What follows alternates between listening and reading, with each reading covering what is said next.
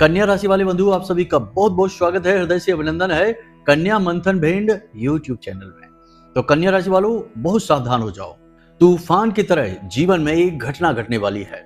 आपका जीवन पूरी तरह से बदलने वाला है। जी हाँ बंधुओं, यह एक घटना इतनी शक्तिशाली है कि यदि आपने इस घटना के विषय में जानकारी हासिल नहीं की, लापरवाही बरती और कुछ बताए गए संकेतों को नहीं समझा, तो यह घटना आपके जीवन को पूरी तरह से हिला कर रख देगी। जी हाँ बंधुओं, अब यह घटना पॉजिटिव है या नेगेटिव है, इसे हम आगे अभी थोड़ी देर में समझेंगे। लेकिन हम आपको बता दें कि आज का यह कार्यक्रम आपके जीवन के लिए संजीवनी बूटी के समान है। जो भी बातें हम आपको आज इस कार्यक्रम में बताने जा रहे हैं, वे बातें आपकी आंखें खोल देंगी। कारण इसका यह है कि आपको इतनी गहराई से और सच्चाई से कोई भी ज्ञान देगा नहीं। हमारे टाइटल में और हमारी बातों में थोड़ी सख्ती अवश्य हो सकती है, लेकिन हम सख्ती इसीलिए करते हैं क्योंकि आपका ध्यान खींचना और आपको सही ज्ञान देना बहुत अधिक आवश्यक होता है। क्योंकि जीवन की भाग दौड़, उठापटक में, खींचतान में और दिन प्रतिदिन की परेशानियों में उलझकर आप भूल चुके हैं कि जीवन किस तरह जीना है, किस तरह खुशियों को लेकर आना है और किस प्रकार एक सुखमय जीवन बनाना है। जी हाँ बंधुओं, आप वही दिन भर की भाग दौड़ में सुबह से लेकर रात तक लगे रहते हैं और आपको अंत में जाकर कुछ खास प्राप्त होता नहीं है और सिर्फ निराशा और सिर्फ दुख, तकलीफ, परेशानी और एक नई टेंशन लेकर आप घर आ जाते हैं। तो इन सब के बीच आपको तेजी से हिलाना, झकझोर कर रख देना और फिर आपके दिमाग में शुद्ध विचार डालना, सात्विक विचार डालना और कुछ जरूरी सूत्र और संकेत डालना, ये बहुत आवश्यक है। तभी आपको समझ में आएगा कि हम आपसे क्या कह रहे हैं। कहने का मतलब यह है कि भाषा शैली पर ध्यान न दीजिए और ना ही कहने की विधि पर ध्यान दीजिए। क्या कहा जा रहा है यह अधिक महत्वपूर्ण है। गुरु किस प्रकार कह रहे हैं, इसमें ज्यादा ध्यान देने की आवश्यकता नहीं होती। गुरु क्या कह रहे हैं यह अति आवश्यक है। तो आज हम आपको बताने वाले हैं एक ऐसी महत्वपूर्ण घटना के विषय में जिसे यदि आपने समझ लिया, जान लिया, तो आपका उद्धार निश्चित है। समझ लीजिए कि स्वयं भगवान आपकी तरक्की के लिए हाथ आगे बढ़ाने वाले हैं। जी हाँ बंधुओं, बहुत ही कम लोग समझ पाते हैं इन संकेतों को। जैसे कहा जाता है ना कि विनाश काले विपरीत बुद्धि। ये कहावत क्या दिखाती है कि जब इंसान का विनाश काल आता है तो उसकी बुद्धि विपरीत हो जाती है। ठीक इसी प्रकार कहावत ऐसी भी होती है कि भगवान की भाषा सांकेतिक होती है। भगवान कोई भी काम, किसी भी तरीके से जीवन में बदलाव लेकर यदि आना चाहते हैं तो वे संकेत देते हैं और कहीं ना कहीं से किसी प्रकार के तार जोड़ने की कोशिश करते हैं। तभी तो आपने देखा होगा कि अचानक से जीवन में कुछ ऐसा घटित हो जाता है कि आप सोच में पड़ जाते हैं कि यह कैसे। कोई ऐसा व्यक्ति जो हमेशा आपकी बुराई करता था, अचानक आगे बढ़कर आकर आपकी मदद करने को तैयार हो जाता है। आप सोच में पड़ जाते हैं कि यह कैसे हो सकता है। कभी बर्बादी होनी होती है तो जहां आपने सब कुछ सही सोच रखा था, कोई बर्बाद होने की या परेशान होने की गुंजाइश ही नहीं थी, वहां जबरदस्त घाटा हो जाता है, परेशानी आ जाती है, आप सोच में पड़ जाते हैं। कहने का मतलब यह है कि अचानक से कोई ऐसी घटना घट जाती है जो कि आपका ध्यान खींचती है और आप सोच में पड़ जाते हैं कि यह आखिर कैसे हो गया। तो ऐसी ही एक विचित्र घटना अब आपके जीवन में घटने वाली है। ईश्वरीय संकेत है। इस घटना से आपका जीवन कैसे जुड़ा है, कैसे यह आपको प्रभावित करेगी, जल्दी ही आपको बताएंगे। साथ ही एक बेहद महत्वपूर्ण ज्योतिषीय सूत्र आपको आज हम बताएंगे। वैसे तो हम अपने हर कार्यक्रम में कुछ न कुछ बताते ही हैं। इस तरह आप स्वयं ही अपनी कुंडली को धीरे धीरे समझ लेंगे और खुद ही गुण और दोष जान जाएंगे। ठीक है, छोटी छोटी समस्याओं के निराकरण के लिए आपको बार बार ज्योतिषियों के पास नहीं भागना है। तो सबसे बड़ी बात है कि हम आपको बता दें कि आपकी कुंडली, जन्म पत्री को आपको देखना है। जन्म पत्री में 12 भाव होते हैं जो 12 राशियों को दिखा रहे होते हैं। उनमें सबसे महत्वपूर्ण भाव होता है जो उसे लग्न भाव कहते हैं। वैसे तो केंद्रीय भाव 4 भाव होते हैं, लेकिन उनमें भी सबसे महत्वपूर्ण भाव लग्न होता है, क्योंकि लग्न आप स्वयं खुद हो। आपका स्वयं का व्यक्तित्व, आपकी पर्सनैलिटी, आपका शरीर, आपका स्वभाव, आपका चेहरा, आपका मन, सब कुछ लग्न से निर्धारित होता है।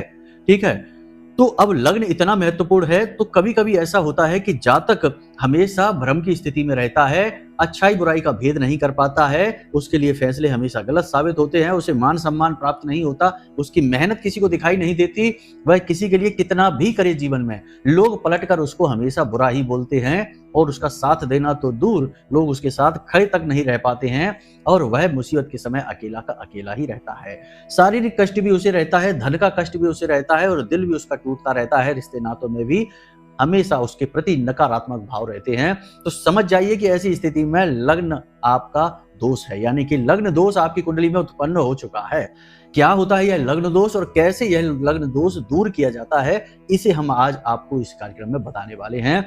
कुछ हम जरूरी सूत्र बताएंगे जो आसानी से आप समझ जाएंगे। अपनी जन्म पत्री को खोलकर देखना है, मोबाइल में ओपन कर लें या आपके पास चार्ट बना हुआ है तो उसे आप निकालें और हम जो बताएंगे उस अनुसार आप समझना और आप खुद ही समझ जाएंगे कि आपकी कुंडली में लग्न दोष है या नहीं है। यदि है तो उसे कैसे दूर करना है। और जैसे ही आप लग्न दोष दूर करेंगे कुछ जरूरी उपाय के माध्यम से चमत्कार होते देर नहीं लगेगी। बिल्कुल वैसा ही होगा जैसे लंबे समय से किसी नदी पर बांध लगा है और पानी उस तरफ ढेर सारा इकट्ठा है, और जैसे ही बांध टूटा पानी तेजी से बहकर आएगा और पानी ही पानी हर तरफ दिखाई देगा। मतलब खुशियां ही खुशियां हर तरफ आपके जीवन में दिखाई देगी।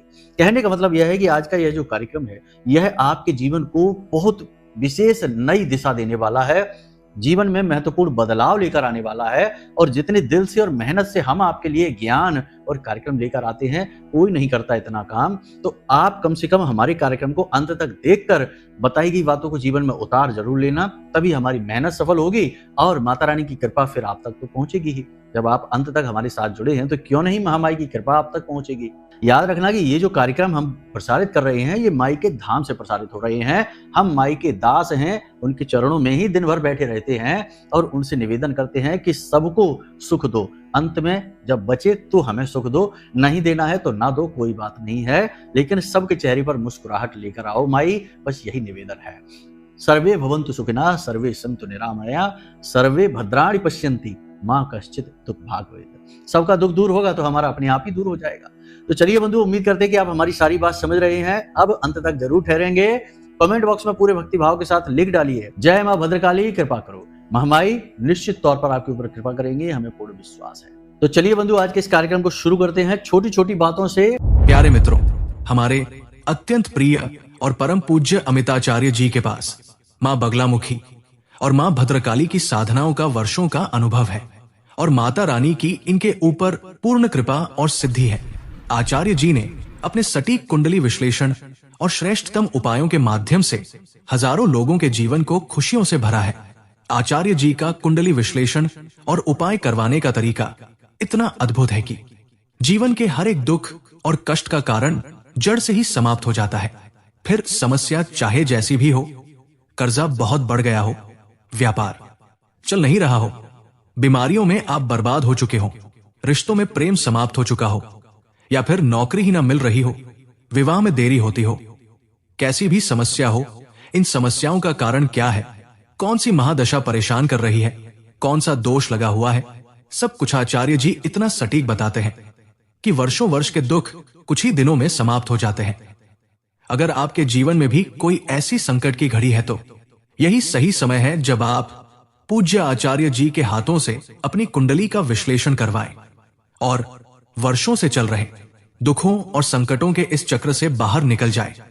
प्यारे मित्रों, अभी वीडियो में दिए गए नंबरों पर फोन करिए और अपनी कुंडली का श्रेष्ठतम आकलन करवा डालिए। जिंदगी बदलने का ये सबसे बड़ा मौका हाथ से मत जाने दीजिएगा। जय माई की, महामाई आपका कल्याण करे। सबसे पहली चीज कि आपको शारीरिक थोड़ा सा कष्ट होगा, यानी कि अगले 5 से 7 दिनों तक आपके शरीर में थोड़ा सा बुखार सा रहेगा, आपको गर्मी बढ़ी रहेगी, पानी आपको अधिक पीना है, सेहत का ख्याल रखना है, थोड़ी बहुत कसरत करनी है, व्यायाम योग प्राणायाम आपको अवश्य करना है, वरना आपके शरीर में किसी न किसी प्रकार की बीमारी आपको काम करने नहीं देगी, कुछ ना कुछ तकलीफ बनी ही रहेगी। कोई पुरानी एलर्जी है, ब्लड प्रेशर के मरीज हैं आप तो बार बार ब्लड प्रेशर आपका ऊपर नीचे होता रहेगा। शुगर की यदि है दिक्कत तो बढ़ जाएगी शुगर की दिक्कत, यानी कि आपको अपनी सेहत का विशेष ख्याल रखना है, ये बहुत जरूरी है। दूसरा यह है कि पैसे को बचाकर रखना है, फिजूल खर्चियों को नियंत्रित करना है, किसी की मदद नहीं करनी है, किसी को उधार पैसे नहीं देना है। पैसा अगर कहीं देना ही है, खर्च करना ही है, तो जहां सबसे अधिक आवश्यकता हो वहीं पैसा खर्च करना, ठीक है। जीवन का उत्थान हो ऐसी जगह पैसा लगाना, भगवान के दरबार में जाकर पैसा जरूर लगाना। ये नहीं कि भगवान को प्रसाद ही नहीं चढ़ा रहे, कह दे कि गुरुजी ने कहा था पैसा किसी को नहीं देना तो दान पात्र में भी पैसे नहीं डाल रहे। अरे वहां से तो उद्धार होता है, वो दान और धर्म का मेल है, और कलयुग में धर्म का केवल एक ही पैर है और वो है दान। तो तो दान से न चूकना पीछे, हटना मत दान से, ठीक है, ये चीज याद रखना। अब यहाँ पर भी कुछ ज्ञान देने वाले आ जाएंगे कि हम क्यों दान दें, हमारे पैसे से तो मंदिर में ये होगा वो होगा। अरे आप दुनियादारी ना देखो, आप अपना कर्म देखो, आप अपना कर्म करो, आगे बढ़ो, बाकी भगवान के ऊपर छोड़ो। भगवान खुद निर्णय लेंगे कि आपको क्या देना है और क्या नहीं देना है और किसे क्या देना है, ये भी भगवान को ही सोचने दो, आप ना ज्यादा सोचो। आप बस अपने कर्म पर ध्यान दो। कर्मण्येवाधिकारस्ते मा फलेषु कदाचन, यह सूत्र यही कहता है कि कर्म पर ध्यान दो, हर जगह फल की इच्छा में या हर जगह फल के अनुमान लगाते न फिरो। इस तरह तो आप भगवान का काम कर रहे हैं, भगवान के काम भगवान को करने दो, आप अपनी काम करिए, ठीक है। तो ये कुतर की बातें नहीं करना है, धर्म करना है, दान करना है, पैसे का सदुपयोग करना है, बाकी पैसे को बचा कर रखना है, फिजूल खर्ची नहीं करनी है, स्वास्थ्य का विशेष ध्यान देना है। और सबसे महत्वपूर्ण बात कि आपको नए अवसर अवश्य प्राप्त होंगे, लेकिन नए अवसरों में धोखा हो सकता है, किसी बात की आपको कोई ठग सकता है, कोई फ्रॉड कर सकता है आपके साथ। तो निवेश के जो अवसर आपको प्राप्त हो उन्हें अच्छी तरीके से जांच परख लेना, घर के बड़े बुजुर्गों से चर्चा कर लेना। कोई अनुभवी व्यक्ति यदि सचमुच में आपके साथ है, यानी कि जो शुभ चिंतक वाला नहीं कि जो आपके शुभ में चिंतित हो जाए, ऐसा वाला नहीं, सचमुच वाला शुभ चिंतक जिसे आपके शुभ होने की चिंता हो, उससे सलाह मशवरा कर लेना। यदि सब कुछ ठीक लगे तो निवेश करना, लाभ आपको निश्चित होंगे। लेकिन राहु की स्थिति आपको घाटा कराने के लिए तैयार बैठी हुई है, पिशाच योग बना हुआ है, अभी बना रहेगा, तो इससे आपको बचकर रहना है। पिशाच योग का मतलब होता है अचानक से जीवन में कुछ ना कुछ ऐसा खतरनाक, नकारात्मक, बेहद ही बुरा हो सकता है, तो इसके लिए आपको तैयार रहना होगा, मतलब कि सतर्क रहना होगा। अब कोई ये कहता है कि वाहन चलाओगे तो दुर्घटना हो जाएगी, इसलिए वाहन ही ना चलाओ, तो ये तो कोई समाधान ही ना हुआ। तो वाहन तो चलाना पड़ेगा, कहीं जाना आना पड़ेगा, सड़क पर आप नहीं चलाओगे तो आप बैठ कर जाओगे, तो मतलब ये तो कोई समाधान ही ना हुआ कि वाहन में ना बैठो ना चलाओ, क्योंकि दुर्घटना हो जाएगी। तो ऐसे अगर कोई भी बड़ा कार्य ना करो, जीवन में आगे ना बढ़ो, क्योंकि पिशाच योग बना हुआ है, मंगल नीच के हैं, तो ऐसे तो जातक का जीवन ही रुक जाएगा। ऐसा नहीं है, सावधानी रखनी है, वाहन चलाइए, सावधानी के साथ चलाइए, दुनिया चला रही है, आप भी चलाइए, कुछ नहीं होगा, ठीक है। तो बात मतलब यहाँ पर चेतावनी जारी करने की है, सतर्क रहने की है, काम को छोड़ देने की नहीं है। अवसर आपको प्राप्त होंगे, जिन्हें नौकरी की तलाश है उनकी नौकरी लग जाएगी, प्रेम संबंध नए बनेंगे, लेकिन प्रेम संबंधों में खटास के भी अवसर बन रहे हैं, तो इनमें अच्छी तरह से चलना है, यानी प्रेमी की मन की भावनाओं को समझना है। दाम्पत्य जीवन में भी थोड़ी सी परेशानी आएगी, क्योंकि मंगल नीच के हैं, तो कहीं ना कहीं जो मंगल होता है वह आपका धन और आपके दाम्पत्य जीवन को रिप्रेजेंट करता है, तो आपके दाम्पत्य जीवन पर भी इसका बुरा प्रभाव पड़ सकता है। तो करना बस इतना है कि जीवन साथी के मन को समझते हुए बात करना है, दिल दुखाने वाली बात नहीं करनी है। अब जीवन साथी की बात चली तो यहाँ पर एक बहुत महत्वपूर्ण विषय आपको बता देते हैं, भावनाओं से जुड़ा हुआ विषय है, ठीक है। अब कुछ लोग कहेंगे कि गुरुजी आप तो टॉपिक से बाहर चले गए, टॉपिक पर तो है नहीं, तो हर चीज टॉपिक पर ही है, बस भाव से रहिए। देखिए, आपकी जो धर्मपत्नी है वह आपके साथ रहती है, आपके पास यदि बेटी है तो आप अपनी बेटी की आंखों में आंसू जब देखते हैं, या आपकी बेटी कोई इच्छा, कोई डिमांड करती है, तो आप तुरंत जाकर उसकी इच्छा पूरी कर देते हैं। अपनी बेटी की आंखों में आप आंसू नहीं देख सकते हैं, लेकिन आप जब कठोर होते हैं, कटु वचन बोलते हैं, अपनी पत्नी, अपने जीवन साथी का जब आप अपमान कर देते हैं और एक मिनट भी ये सोचते नहीं हैं कि वह कितनी मेहनत करती है, आपकी घर गृहस्थी, कपड़े लत्ते, खाना पीना, दिन भर सुबह से लेकर रात तक बिना तनख्वाह के आपके यहाँ नौकरी करती हैं, आपका काम करती हैं, और आपको ताजी ताजी रोटियां खिलाती हैं और खुद ठंडी रोटी खा लेती हैं। कभी कभी तो सब्जी भी नहीं बचती है तो अचार से रोटियां खा लेती हैं और आपको भनक तक नहीं होने देती हैं। याद रखना कि उनके भी पिता हैं और उनके पिता ने उन्हें कितने लाड और प्यार से पाला होगा। आप अपनी बेटी के चेहरे को एक बार जरूर देख लेना और यही मंजर याद कर लेना कि जब इसका विवाह होगा तो विवाह के बाद इसे भी ऐसा ही समय गुजारना पड़ेगा, तो आपका दिल दहल जाएगा इस बात को सुनकर, याद करके ही कि आपकी बेटी जब रूखी सूखी रोटी खाएगी, दूसरों के ताने सुनेगी और हर इंसान के क्रोध को, गुस्से को सहेगी और चुपचाप अंदर ही अंदर घुटेगी, तो ऐसा भाव यदि आप अपनी पत्नी के लिए भी लेकर आए कि वही भी किसी की बेटी है, वही भी किसी की कन्या है, किसी ने उसे कितने प्यार से पाला और आपको सौंप दिया जीवन भर के लिए, तो आप अपनी धर्म पत्नी को यदि किसी भी प्रकार से दुख पहुंचाते हैं, कष्ट पहुंचा देते हैं, दिल दुखा देते हैं, तो सीधी माता लक्ष्मी से आपकी दुश्मनी हो जाती है, आपका शुक्र 100% आपका खराब हो जाता है। कोई दुनिया का उपाय इसे ठीक नहीं कर सकता। आपका शुक्र आपके घर में ही है, आपकी धर्म पत्नी ही आपका शुक्र है।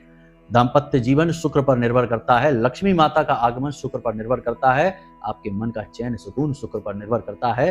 तो बस इसे याद रखिए, ये बहुत बड़ा सूत्र है। हम ये नहीं कहते कि हर अनाप शनाप अनर्गल बात को आप मान लीजिए, सारी गलती पुरुषों की ही होती है, ये भी नहीं है, लेकिन कई घटनाओं में और ज्यादातर घटनाओं में पुरुष हावी होने की कोशिश करते हैं और महिलाएं दब जाती हैं।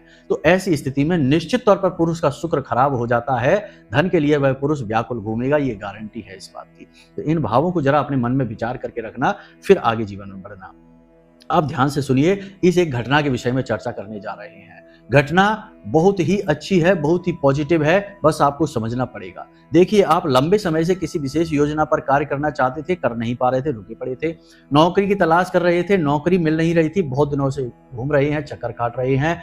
शारीरिक कष्ट है, किसी भी प्रकार का कष्ट हो, किसी भी तरीके की समस्या हो आपके जीवन में, आपको एक बहुत बड़ी मदद मिलने वाली है। मदद 2-3 तरीके की होगी, ध्यान से समझना। आप उस सपने के माध्यम से आपके देवी देवता, पितृ पूर्वज संपर्क करने की कोशिश करेंगे। अब होगा ये कि अगले 5 से 7 दिनों में आपको सपने आएंगे। सपने में आपके पूर्वज दिखाई दे सकते हैं, देवी देवता के सपने दिखाई दे सकते हैं, या फिर आपके इष्ट जिनकी आप पूजा पाठ करते हैं, या कुल देवी या देवता के दर्शन हो सकते हैं। यदि ऐसे दर्शन हो जाते हैं तो आप समझ जाना कि आपका उद्धार निश्चित है। अब आपकी बहुत शानदार अच्छी नौकरी लगने वाली है, व्यापार में आपकी बहुत उन्नति होने वाली है, आपके जीवन में तरक्की का आगमन हो चुका है। अब जो देवी देवता आपको सपने में संपर्क करेंगे, वही देवी देवता आपको किसी न किसी एक ऐसे व्यक्ति से भी मिलवाएंगे जिनके मिलने से आपको सचमुच में ज्ञान, तरक्की, उद्धार, परेशानियों से मुक्ति प्राप्त होगी। अब वो व्यक्ति किसी भी रूप में आपके सामने आ सकता है, आपका मित्र बनकर आ सकता है, आपका सहायक बनकर आ सकता है, आपका गुरु बनकर आ सकता है। किसी ऐसे व्यक्ति से आपकी मुलाकात हो सकती है जो गुरु बन के आपका मार्गदर्शन करेगा। तो आपको अपने जीवन पर नजर रखनी है कि आपके जीवन में सपोर्ट करने कौन आगे बढ़ रहा है। कोई महिला भी हो सकती है, पुरुष भी हो सकता है, किसी भी रिश्ते से हो सकता है, कोई फर्क नहीं पड़ता है, परंतु वह ईश्वर की मर्जी से प्रभावित होगा, ये बात निश्चित है। तो उसे आपको पहचान लेना है और उसका उपयोग करना है। उपयोग से मतलब यहाँ पर यह है कि उसकी कही बातों को और उसके किए जाने वाले कार्यों पर आपको नजर रखनी है, वह आपको आगे खींच कर ले जाएगा। होता यही है कि जब जातक जीवन में कहीं ना कहीं फंस जाता है तो कोई ना कोई मार्गदर्शन देने के लिए आता ही है, उसे भगवान ही भेजते हैं। देखो, एक छोटा सा उदाहरण है, शास्त्रों के आधार पर बताते हैं कि ध्रुव 5 वर्ष का एक छोटा सा बालक अपने पिता उत्तानपाद से किसी बात को लेकर क्रोधित हो गया।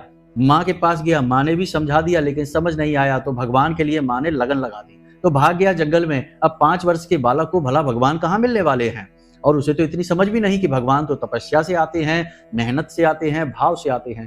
तो भगवान नारायण ने जब देखा कि छोटा सा बालक व्याकुल होकर भगवान को ढूंढ रहा है पूरे जंगल में, तो उन्होंने नारद जी को इशारा कर दिया कि जाओ और इसे ज्ञान दो। तो जब नारद जी पहुंचे ध्रुव के पास, तो नारद जी ने ध्रुव को सूत्र दिए, 12 अक्षर मंत्र, ओम नमो भगवते वासुदेवाय, मंत्र कैसे जाप करना है, विधि समझाई, और भगवान कैसे मिलते हैं, ये सारी चीजें समझाई। तो किसने भेजा? नारद जी ने ही तो भेजा। तो यही होता है कि जब आपके जीवन में परेशानियां बढ़ जाती हैं, आपके भाव अच्छे हैं, आप मेहनत खूब करते हैं, सब कुछ अच्छा है, और आपके जीवन में परेशानियां खत्म करने का जब नंबर आता है, तो भगवान मदद के लिए किसी को भेजते हैं। जो अवसर बन रहे हैं, जो हमारी अनुभूतियां हैं, वे कह रही हैं ग्रहों के जो शुभ प्रभाव, देखो शुभ और अशुभ दोनों प्रभाव होते हैं ग्रहों के। ऐसा नहीं है कि पूरी कुंडली में सारे ग्रह शुभ हो गए, अब तो कुछ नहीं, गलत ही नहीं, कुछ नहीं। कुछ ग्रह अनुकूल, कुछ ग्रह प्रतिकूल होते हैं, लेकिन ग्रहों का राजा सूर्य शुभ है तो सब शुभ है। तो आपकी कुंडली में शुभ ग्रहों के प्रभाव पड़ रहे हैं, तो अब ऐसी स्थिति बनने वाली है। तैयार हो जाइए और देखते रहिए बारीकी से कि जीवन में क्या घटित हो रहा है, कहाँ अवसर मिल रहे हैं, कहाँ मौका मिल रहा है, कौन मदद के लिए आगे आ रहा है, किसका साथ देना है और किससे साथ छुड़ाना है, यह भी बहुत जरूरी है।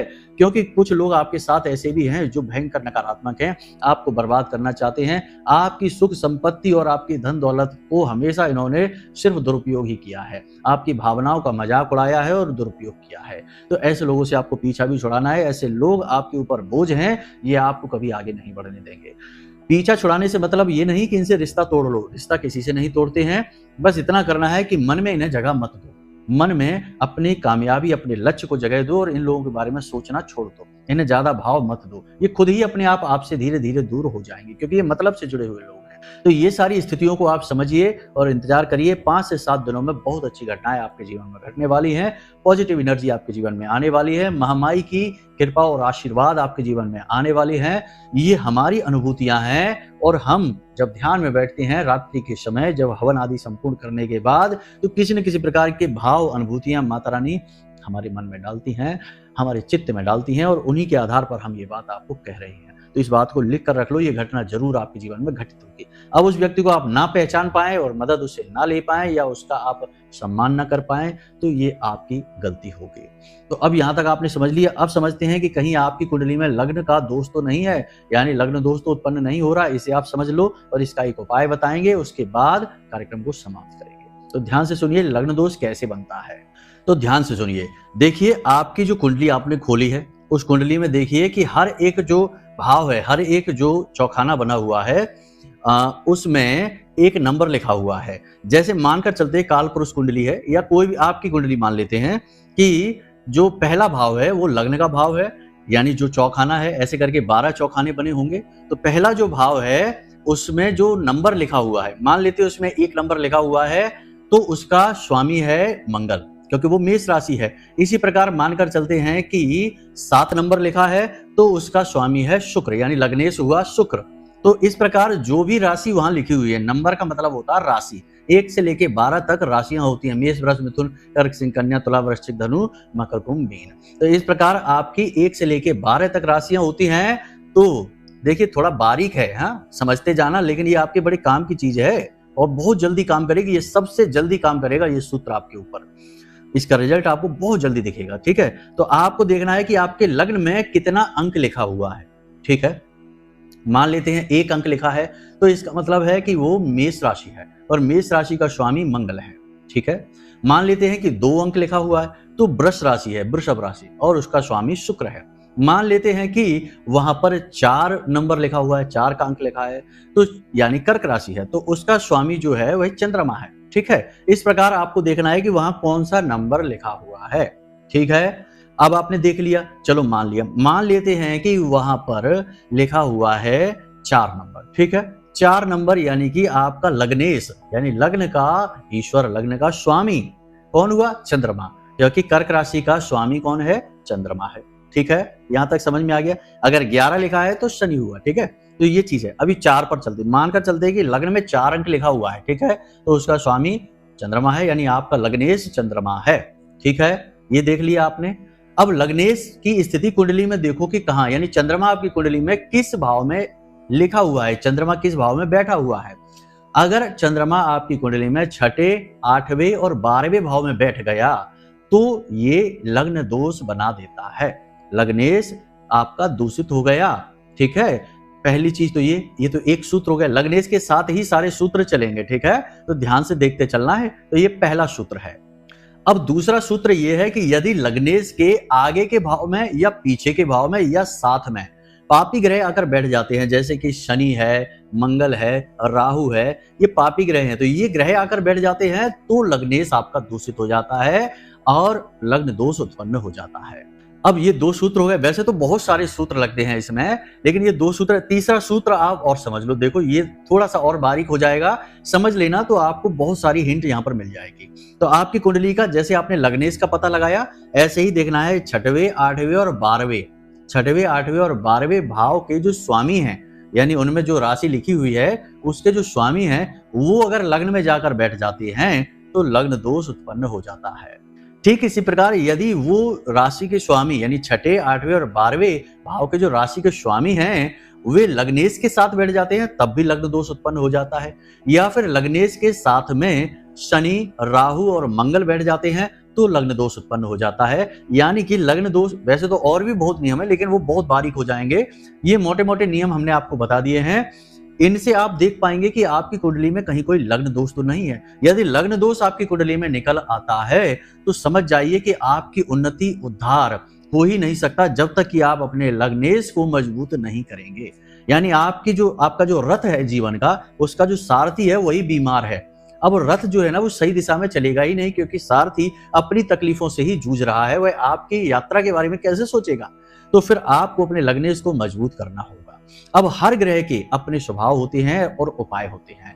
जैसे मानकर चलिए कि आपके चंद्रमा की ही बात करते हैं कि आपका लग्नेश यदि चंद्रमा है तो चंद्रमा से जुड़े आपको उपाय करने होंगे, यानी भोलेनाथ को कच्चा दूध समर्पित करना होगा, ठीक है। अपने हाथ में सफेद यानी चांदी का चूड़ा पहन सकते हैं, कड़ा पहन सकते हैं, या फिर चाहे तो कोई भी सफेद रंग का कड़ा चूड़ा आप पहन सकते हैं। यानी चांदी का उपयोग, जल को घर में बचा कर रखना, जल बर्बाद नहीं होना है, नलों से पानी नहीं टपकना चाहिए, तो जल दूषित नहीं होना है और पानी वगैरह टपकना नहीं है। और भोलेनाथ को लगातार 21 दिनों तक कच्चा दूध शिवलिंग पर समर्पित करना है।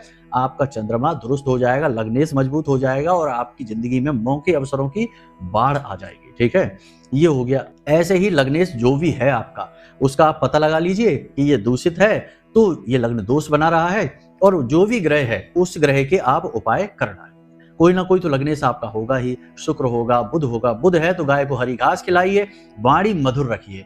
शुक्र है तो छोटी कन्याओं को शुक्रवार के दिन सफेद रंग की कोई चीज उपहार दे दीजिए और मीठी खीर खिला दीजिए। शुक्र आपका मजबूत हो गया। और अपने घर की महिलाओं से, किसी भी महिला से बहुत ही प्रेम से बात करिए, उन्हें क्रोध न दिलाइए और उनका अपमान न करिए।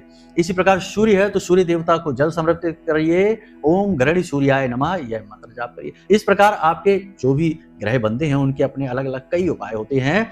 फिर कार्यक्रम बहुत लंबा हो जाएगा यदि ये सारी चर्चाएं करेंगे, तो फिलहाल में आप खुद ये अंदाजा लगाइए और उसके बाद में आप उपाय के लिए हमसे पूछ सकते हैं, हम आपको बता देंगे उपाय। मैसेज करके पूछ सकते हैं, कमेंट में पूछ सकते हैं, कहीं भी पूछ सकते हैं। ठीक है, तो ये सारी बातें आपने समझ ली। अब एक छोटी सी हिंट कि अगर आपकी कुंडली में बुध के साथ राहु बैठा है तो आपका दोस्त हमेशा धोखेबाज होगा। पार्टनर, बिजनेस का पार्टनर जो होगा वो हमेशा धोखेबाज होगा। अलर्ट रहना, सतर्क रहना।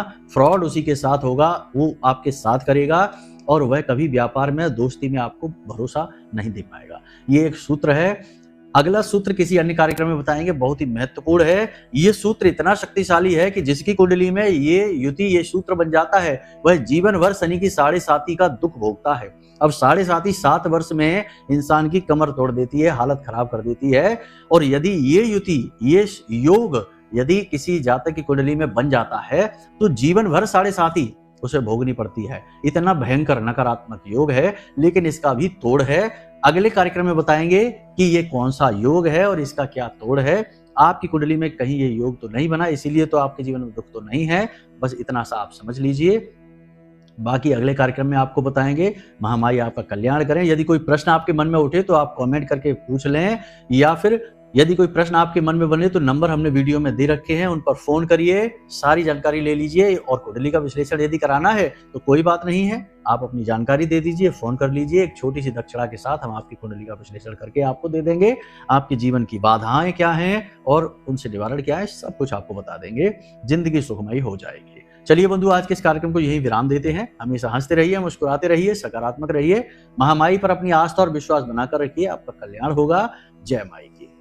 हमारे प्रिय और परम पूज्य आचार्य जी ने अपनी साधनाओं के अनुभवों पर आधारित शक्तिशाली उपाय और क्रियाओं के माध्यम से हजारों लोगों के जीवन को पूरी तरह से बदला है। आचार्य जी के द्वारा बताया गया हर एक उपाय इतना सटीक और कारगर होता है कि जो भी इसे पूरे भाव के साथ कर लेता है, उसे साक्षात महामाई की कृपा और आशीर्वाद प्राप्त हो जाती है।